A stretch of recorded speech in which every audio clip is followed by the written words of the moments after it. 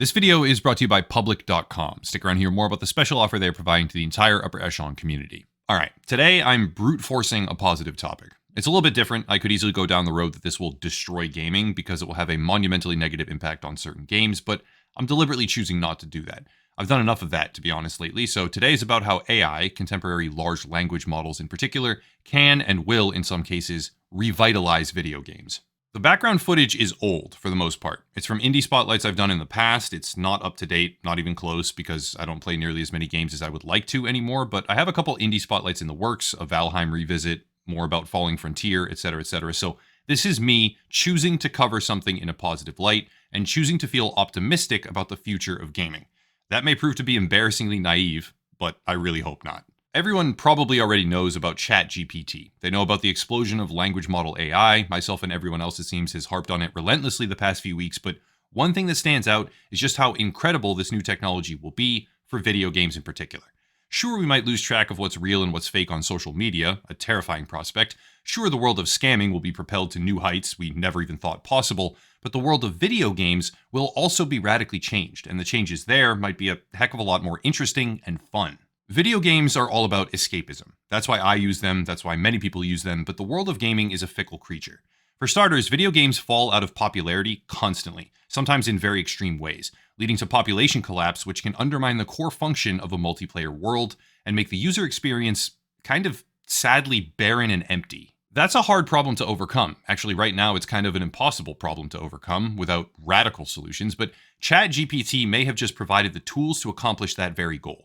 Maybe not fully, maybe not in a way that blends seamlessly together with no visible kinks whatsoever, but the development of ChatGPT and other language models can, and likely will, serve as a solution for depopulation in various different games, or at the very least, a method of radically expanding the surface-level authenticity of in-game worlds. Let me explain. This right here is old school RuneScape. This video was originally made by a YouTuber named SirPugger, then reacted to by Asmongold. Both are extremely excellent channels, by the way. I'll have links down below in the description. And it's a well-crafted piece of content. Truly, it is. It's an excellent watch. But it also serves as a demonstration of just how much potential there is for gaming worlds to be redefined, repopulated, and, in a sense, regrown. Hear me out. This video showcases the world of old-school RuneScape from the perspective of someone concerned over the future of the game. Perfectly reasonable. Actually, probably the most reasonable position to have. However, understanding what may be about to happen, what if we assume the best? What if we assume that humanity will not gravitate towards immoral behavior? And what if this technology can be used purely for good? Unlikely? Yes, at least in my opinion, but certainly possible. It's not outside that realm. What if, instead of being overrun by undetectable bot accounts, older-style MMO games are able to repopulate themselves with authentic-feeling autonomous players, allowing the remaining legitimate player base to not only have a better experience, but also increasing their sense of immersion, satisfaction, and self-rewarding power fantasy? What if that were possible? Now for the sponsor, and this time I'm doing it precisely how I want to. Public.com is an investment platform. I personally looked through their disclosures, verified the SEC, SIPC, and FINRA registrations for partners, as well as the company itself, looked at the fee structure, and done what I consider to be a basic due diligence package. Two things that I like the absolute most. Number one, Public.com now offers what are called treasury accounts, where you can earn 4.9% yield on your cash through government-backed US Treasury bills. I consider that to be a solid program in today's climate, and I appreciate their emphasis on it for advertising. Second, and more significant in my eyes, Public does not participate in an activity called Payment for Order Flow, PFOF. Now, for anyone who isn't aware of what that means, it may sound strange, but the gist of it is that some brokers will route your trades to market makers, which can be a detrimental practice for customers. I initially became aware of this during the meme stock boom with AMC and GameStop, where it played a fairly critical and negative role in the story. Public is not doing that. They have an extremely user-friendly fee structure, a clean interface, and services that range from stocks to ETFs, even speculative collectibles, if you're interested in that. By sponsoring the channel, they make it possible for me to take on increasingly complex projects. That's very important, and they also allow me the freedom to advertise how I choose instead of confining me to an ill-constructed marketing brief of sorts, which is very much appreciated. To check out the service and get started with a 4.9% yield on your cash backed by the US government, you can go to public.com/UEG. Again, that's public.com/UEG to get started with a treasury account currently unlocking 4.9% APY. Big thank you to Public for sponsoring the channel. Now, please keep in mind, it's really, really hard for me not to spiral off into some kind of dystopian rant. That's like my default state of being. So just keep that in mind.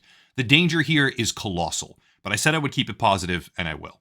SirPugger has an incredible video outlining how the world of old school RuneScape is effectively hanging in the balance. As he astutely diagnosed, the nature of their reality is at stake, they being old school RuneScape fanatics, players, enjoyers, enthusiasts, whatever you want to call them.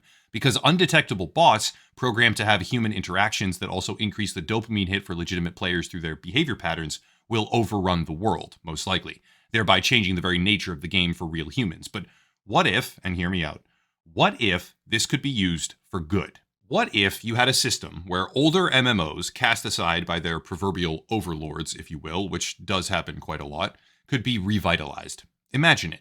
An outdated MMO that persists with maybe just a few hundred active players at any one time, which is a very common thing in the industry, suddenly has an explosion of activity, leading to the sensation that you are experiencing a world of tightly packed and satisfying interactions. There's always someone to do a dungeon with, because you can't even really tell that the profile is a bot. There's always someone to trade with, because the developers have set up AI-integrated vendors that are now indistinguishable from market-obsessed humans. And there's always someone to fight against, because pre-scripted battles, where you might even be the winner, have been coded right into the bot behavior in an undetectable way. Is that a bad thing? Or is it incredible? Sure, there are downsides. I'm trying not to focus on them, but if they script battle outcomes so that you win or lose on a statistical model, there goes the skill ceiling and any semblance of real satisfaction, if you even know it's happening. But if used properly, this could be a system to generate low-level baseline interaction, essential interaction, if you will, on a whole new level. Imagine if the vendors that you visit actually talk to you. Imagine if they trade with you while also holding a competent conversation. Imagine if they had a built-in morality slider that dictated what type of conversation they would have.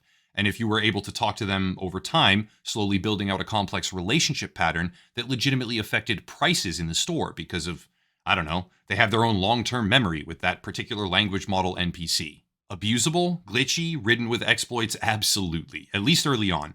But the positive implications here are endless.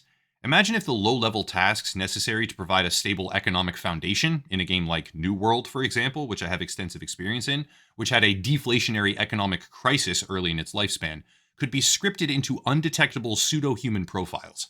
How would that look? No one can say for sure, at least not yet, but the proper machine learning algorithm would theoretically be able to manage a profile, talk to other players as if that profile were human, or maybe just respond to them, but some form of interaction, remaining undetectable, exist with a preset loadout that further reinforces the idea that this is just a noob gathering basic resources or something like that, a task that often gets relegated to bots anyway in large MMO games.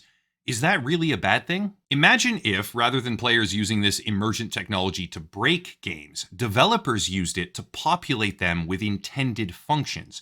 NPCs walking around the city, key ones at least, who could actually talk to you, hold a conversation, and would be given certain keyword triggers, so that they will dispense critical information if you ask the right questions. Imagine what this does for side quest diversity. Go here, kill 5 things, grab a chest, becomes go here, find some clues, some contextual clues or text clues or pieces of lore, go talk to an NPC suspect in an investigation there, and actually talk to them.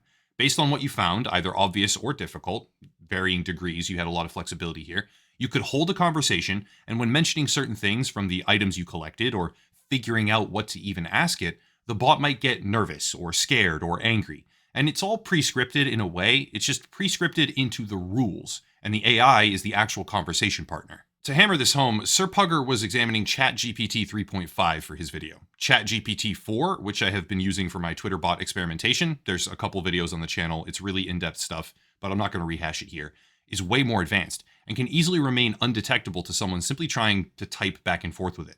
Actually, GPT-4 is intermittently passing what's called the Turing test right now, where humans are specifically tested on whether or not they can tell that it's an AI, only failing because it straight up says it's a language model in half the responses. There's an abundance of research on this, but the main subject today is hypothetical uses in gaming, so I won't get too sidetracked. For the moment, bot behavior would be relatively restricted to pre-programmed physical movements, but the chat functionality, well, that already opens up an unbelievable amount of options. Get this. On a World of Warcraft RP or roleplay server called Ember Roleplay, ChatGPT is now allowing players to ask questions of the guards, dynamic questions, and have them answer accurately and organically. It's actually pretty cool. It's very cool, in fact, and lends itself extremely well to the sense of immersion. Imagine it. Imagine being able to walk up to an NPC, any NPC in a World of Warcraft server or city and ask them questions about lore with accurate answers. Let's say you walked up to a war chief, and because you haven't interacted with him enough, or might have, I don't know, you haven't met a certain respect threshold or something like that, he just spits at you or grunts. But then imagine that you have enough reputation or qualifications to meet the benchmark, and he'll actually listen to you. Not just that, he'll give you information in those conversations. He'll have like real talks with you. And you can ask him, where's a location to find a lot of enemies that have high rewards all the time? In which case he directs you, as a mercenary, let's say, to, I don't know, the front lines of their war with another faction. The possibilities are endless. How about another example? Stanford scientists have created a game simulation where AI-driven NPCs interact with each other. And while it may look simple, and it is kind of simple on its face, it's actually insane beneath the surface. The researchers concluded that it was able to accurately replicate human social behavior, so far as to continue their interactions day to day, retrieve long-term memories, and when simulating a Valentine's Day party that they kind of augmented, the subjects were sending invitations to each other, the AI subjects, asking each other out on dates, and becoming an isolated, autonomous world of believable social interactions that a player could theoretically drop into and participate in. The agents being studied became a coordinated community of highly social programs that is beyond anything else we have seen in video games to date, especially when it comes to immersion, and all of this is just the very, very, very immediate beginning. AI will continue to evolve, advance, and be used for increasingly creative tasks, especially in video games, with untold applications beyond that. Let's go one step further. Generative text AI through ChatGPT 4, combined with generative voice AI through a service like 11 Labs, can create fully functioning, indistinguishable NPCs that act like humans. It's not perfect, but, well, it's not perfect yet. Obviously, you could still theoretically tell if they drop this into a game right now, but yeah, check it out. This is what I'm talking about. Hey, my name is Test. I'm a weapons vendor in the big city, and I would be happy to show you my wares. Please let me know if you have any questions about what I sell, what weapons you can purchase, and what they should be used for. I can also give you some tips on good training spots. It's got a long way to go, and it's going to put a lot of people out of work. It's actually going to probably destroy multiple work fields and industries. But the possible implications of this on game world population, immersion, complexity, and escapism are insane. On the one hand, this will create the possibility for bad actors to infiltrate video games in an undetectable way. It's already happening with Jagex and RuneScape, but on the other, it will mean that video game economies, social hierarchies, story structure, dialogue, progression, and pretty much every single additional aspect of the world will become wildly more advanced at a near exponential pace. The danger is off the charts. Gaming industry greed is an unchecked problem already. I've reported on a bunch of it, trust me, I know. And it'll probably only get worse from here. But if we assume that the technology will primarily be used for good and will not end up destroying the very fabric of our society, it really is incredible to think about. I'm normally a pessimist. I tend to think that this will blow up in our face, but if it doesn't, the potential is unmatched. The quality of games will soar through the roof in terms of authenticity and immersion. The social aspect will become a highly sculpted, perfectly controlled but undetectable maze of sorts, and video games will become a Truman Show-esque phenomenon where nothing you see can be trusted because there's no guarantee that anything around you is even human. But maybe that's okay. Me? I'm terrified of that when it comes to social media. I mean, think about it. Elections, politics, verifying authenticity on social media is kind of a big deal, and it will become increasingly more important over the coming years. But video games are all about escapism. Do we really log into a video game to determine if everything around us is real? Is there danger from things in a video game not being real when they're around us? Yes, but it's not the same. It's not on the same level as social media and politics and these other areas where AI is infiltrating. And if things go well, we're about to have an explosion of possibilities that radically enhance the creative potential of the entire video game industry. If I sit here and deliberately choose to be optimistic, I can be. It's not easy, and the danger is very real, but I can see how this might be incredible. When the government finally catches up, and they will catch up, it's just going to take them a while, there will be a slew of regulatory changes that require disclosures. Like the FTC requires for advertisements. It'll be similar to that, because you could script every NPC in a game, or every fake user that is undetectable to real players, to plug microtransactions subconsciously, or be psychologically manipulative, or incentivize purchases. I mean, the danger is real. Now that I think about it, psychological manipulation is already common in the video game industry, so why would it not bleed through with this and become worse? But again, if we choose to remain positive, which I'm doing today, the upside is unmatched. Bottom line, large language models will become a staple of modern gaming. It will happen very quickly, it will result in unbelievable advancements, and it will be dangerous. But hopefully it ends up being the next great leap for technology to provide us with immersive and satisfying digital entertainment worlds. I, for one, am oddly excited and also terrified.